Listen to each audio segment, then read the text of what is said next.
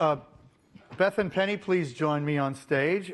Next, we have two of the great leaders of American business, one of them with very recent government experience as well, going to have a conversation about, what's happening with a lot of different things: employment, education, management, and the intersection between business and society. Please do come out. I'm going to sit in this chair, so take one of those two. Okay.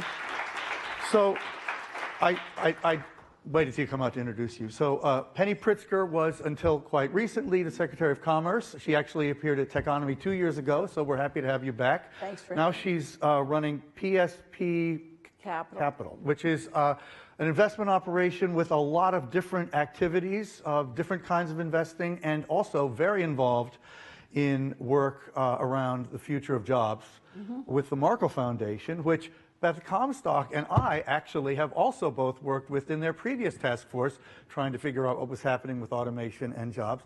Beth Comstock is currently the vice chairman of GE, also runs the lighting division there, oversees all communications and marketing, and previously worked at NBC and has had a wonderful career. And she's announced she's leaving GE as of the end of the year. Yep. So we'll want to hear a little bit about what you're doing.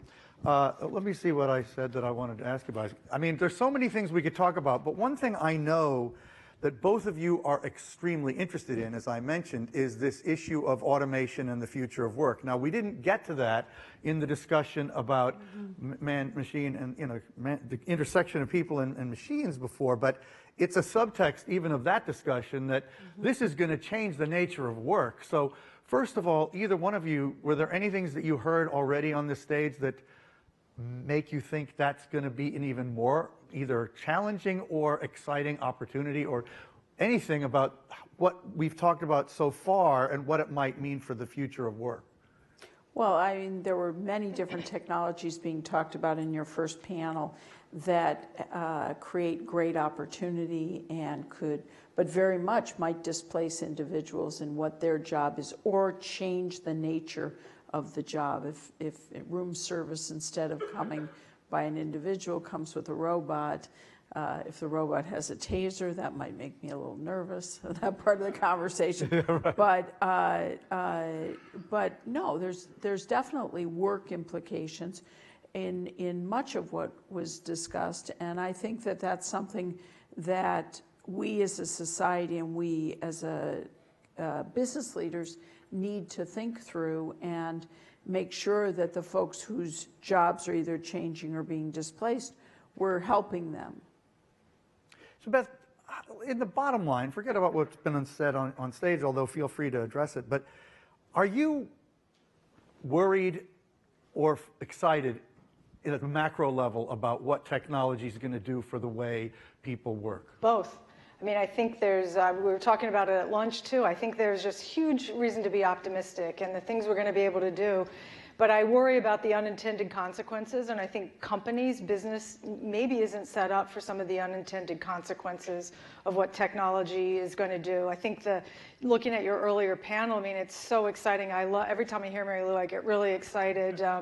I also am nervous. I mean, we're already dealing with data issues, privacy issues. Now I got to think about that my boss can read my mind. I mean, sometimes I wish he could do that anyway. It'd make it a lot easier. But these are just, we haven't even dealt with the issues that we have in front of us now, because things are moving so fast. So I worry about the pace of change and our ability to be contextually relevant in the world with that. Which goes beyond the issue of jobs, obviously. Yeah. But this is something that we talked about on the phone, having just had a couple years of government experience. My feeling was you didn't come out of there super confident that government has a great grip on technological change. Well, I think the challenge for government is, there's been too long a divide between technologists and government. And I think, post-Snowden, there was definitely a bigger divide. And I think, in fact, we need to create opportunities for people who are really knowledgeable in technology to be serving in government, even for a year or two. We had presidential innovation fellows. It was fabulous because the amount of knowledge transfer that went on to the people who are policymakers was extraordinary. Imagine if that was more normal. As part of your career, in a company like GE or any other technology company in this room, if you said, okay, it's going to be part of your development as an executive, spend a year in government, helping the government be more knowledgeable. Imagine then the regulations or rules or things that are being considered to address some of the things you raised in the very first video that you showed. They'll probably be less analog and more digital in terms of solutions to deal with these challenges. Yeah, and that exact issue is going to come up in the next panel, but it worries me, to be frank, when somebody says what we've got to do. I mean, there are so many things, particularly around education and the future of work, I mean, in many arenas, but in those, just in that area, where I think rational people can really almost universally agree on what is needed, more educational capability in the American workforce. And yet, we don't really see much movement at the macro level. And so how are we going to get the change we needed? I'd like both of you to address this, because I know it's something you've both spent a lot of time thinking about. We need better education, both vocational and liberal arts, in order to have supple thinkers who can adapt, and we also need specific skills. But we are not evolving our system to achieve either of those goals right now, as far as I can tell. So what is going to actually happen? Well, I actually think there's a lot of change going on. You mentioned the Marco Foundation. Let's take the work they're doing in Colorado. First, it began. I think fundamentally, in order to get the kind of supple, more evolving education, you ultimately have to bring local government. This is not a federal solution. It's going to be local. You're going to have local business leaders, and you have to have the educational institutions locally. And by that I mean K-12, community college, universities, local colleges, that are agreeing, here's what are the kinds of trainings that need to be going on to create that worker for the 21st century, that educated employee that we want. And we need to then work together to achieve that. That's not something that can be done by business leaders alone, nor can it be done by government alone, and for sure can't be done by educational institutions alone. And oftentimes, educational institutions, particularly our state and local, they can't even change their curriculum without often some kind of either legislative or bureaucratic challenge. You saw that with the Marco work, and ultimately what Governor Hickenlooper did in Colorado. He had to change 15 laws in order to be able to create a more supple system, a more flexible system that allowed someone to get the training, not even the credentialing, that allowed them to access work more quickly. And so I think we need a rethink of our systems, but the work's got to go on locally. So that's why I've been very focused on governors and mayors and business leadership. And because the educational institutions want to be a part of this for the most part. Sometimes the unions are not as flexible, but for the most part, they want to be a part of the solution too. And so bringing all those groups together and saying, here's what we're going to do in service of our local communities, I think there's a lot of motivation, and you're seeing it happening. You're seeing green shoots. You're seeing, this kind of innovation happening. Colorado, Rhode Island, South Carolina. I see it in Chicago happening to a certain extent. The question is, how do we make it systemic? Okay. So, I mean, I think I've seen this in business, certainly at GE, we spent about 18 months mapping out a vision of the future of work. Over the next 10 years, largely 10 plus years. For your own purposes? For our own purposes. Basically to start to look around the world, where are the jobs going to be? How do we get there? What skills, what capability? It goes way beyond workforce planning. A couple of interesting things. I mean, one thing I'd say is everybody who came out of it, they got really excited about the future of their jobs. Made me sort of wonder they weren't maybe as excited about their current jobs, so we've got some work to do there. But I think you could imagine that if every business is doing this, it makes it quite easy to get together with education, with business, but there has to be that kind of action to do it. I just wrapped up, I've been actually, it's just wrapping up. I've been on this advisory council for the government of Australia. It's called Innovation Science Australia, and they're looking at Australia 2030. And they brought global people in, they brought business, local, and it was with that kind of idea in mind, what's it going to take to get Australia to what we need to be? Remind you, this is an economy that's had 26 years of uninterrupted growth. So things are pretty good there, but realizing they may not always be. So I think, you know, Australia's a small country, but I think that can happen. 26 years of uninterrupted growth. That's amazing. Yeah. I did not know that. But I think Beth says something really important. You need a plan. Yeah. It can't be just ad hoc. And I think what we don't have is a competitiveness plan. You mean at a macro national level? At a national level and at an inspirational level. And I think, you know, though that different states and different mayors are adopting things, but we need to have a more macro plan so that, and we need to make it easier for different local leaders to replicate things that work so that you don't have to start from scratch yourself. I mean, and to be able to say to local parents, hey, you know, what should I be thinking? They have questions. What should I be steering my kids toward? They have an aptitude to this or that. And if there were some kind of blueprint that people could look at that said, hey, you know, in our case, additive manufacturing, 3D printing of metals. In the next 10 years, we're going to be looking for these kinds of jobs right here in Cincinnati, Ohio. We need this. And I mean, that's starting to happen. We're starting to create programs in even secondary, even primary schools. But you can't just do it. It's grassroots, but you need everybody to participate. But, you know, I mean, I hope it happens at the state and local level because, I mean, we have a president who says, I got the stock market up. I mean, that is not a planning-oriented mentality, let's face it. But he said that today, right? That was my doing. I got the stock. 5.5 trillion in value. I did that. Anyway, another thing I want to ask you two about is related to that. And this thing of Australia is still resonating with me. You know, we have had this, you know, pretty damn good run in the United States economy for the last extremely long time. Happily ever since Techonomy was formed, and it makes me nervous as the CEO here.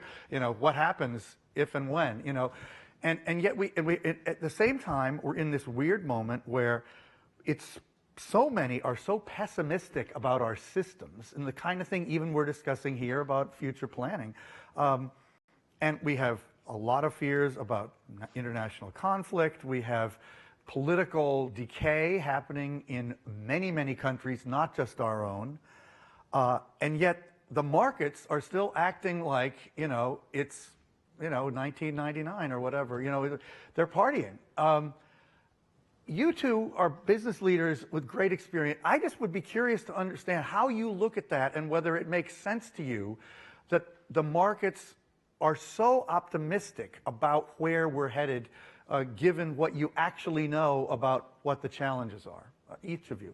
Well, first of all, you have hundreds of millions of people around the world that are coming into the middle class. And so as that's happening, and that will continue to occur over the next 15 plus years, particularly in Asia, that creates a lot of opportunity to create services and goods and things that can be sold into the marketplace. And it's one of the reasons why, you know, at the Obama administration, we worked so hard on the Trans-Pacific Partnership. We wanted to make sure American companies and American workers were going to benefit from that growth that's happening, not only in the United States, because we had a good quarter of growth, but also around the world. I mean, we have a growing middle class globally, and they're going to want things. The flip side is we have, as you said, a lot of political concerns about certain leaders. And then we have... And geopolitical discourse. Geopolitical, whether it's North Korea or Spain or Brexit or Syria, Iran, what's going on in the Middle East. Weird stuff in Saudi Arabia. And honestly, I also don't think we've focused enough on the disruption that's going to go on with NAFTA. I mean, NAFTA is in a crisis state right now, and that's our own hemisphere, and that could disrupt our own frankly, supply chains and our own economy. And so there's reason, you know, your point about what we're merely going forward because we're creating jobs and we're continuing to meet the needs of the growing middle class globally through, many American companies are capable of doing that. A big part of the stock market is also technology. I mean, the growth in the value in the stock market of our leading tech companies is extraordinary, the wealth that's being created year over year, if you will. So it's a mix of things going on. Well, no company has a more global view than GE. So, does that argument resonate that there really is good market reason for optimism? I think there is good market reason for optimism, but I also think there's a battle. Certainly there's the global dynamics that Penny spoke about, but I think there's still this battle of short-termism and long-termism. I'm unabashedly a long-term thinker, viewer, lover. That's what I live for. And I don't know if that's factored into the market or factored into the way people are looking at the tech companies. I don't know. I hear a lot of talk in business corners of people reevaluating, should they go private? When should I go public? So I don't know. I worry, and I think that I'm not sure we're seeing enough. We aren't seeing enough metrics in the system to gauge: is this going to continue? How long term are we looking out? Okay. Another thing I think both of you are interested in that I'd love to hear you talk about, and I do want to hear the audience also, is this issue of the transformation and the transition that established companies are having to go through to adapt to the digital world, which is clearly painful. And you've experienced it at GE for a long time, a company that's probably done it better than most at its scale. You're currently investing in insurgents, really, who are, I think you're investing on both sides of that equation, so you're thinking about that very actively. But I know, Beth, you are worried about the nature of corporate leadership we have in general. So talk about that and how it ties into this. Well, I think some of it's we just talked on the short term versus long term. But I think every business that exists, every traditional company that wasn't born a digital native is coming to their moment of digital reckoning. And it really is, the future is digital, physical together. It's figuring out the interface of those two things. But what we learned in our journey, I mean, we've been trying to digitize GE for the better part of the past 8 years. And I think we went first to digitizing our things and second to digitizing ourselves. And I think we'd do it differently. And I think you're seeing companies just have that awakening of, oh my gosh, yeah, I've got to digitize my things, my processes, but this is a huge transformation. So this idea of a transformation officer, of a wholesale transformation is starting to, I see it. I see the CEOs that are panicked about that and not knowing where do they go to get expertise. I mean, this isn't something that necessarily you can go and say, hey, every company's gone through this. People are going through it together in real time. Does it worry you? It's both worrying and exciting, but yeah, you have to really, it means at the end of the day, you have to invest in your companies in order to make these transitions. And it means that you're going to have to you have to explain to your shareholder, here's what I am trying to accomplish with the company in order for you to be able to go through that transformation. If you're under the pressure, I think this short-term versus long-term is a really significant issue because we've had companies that have existed for 100 years, 150 years.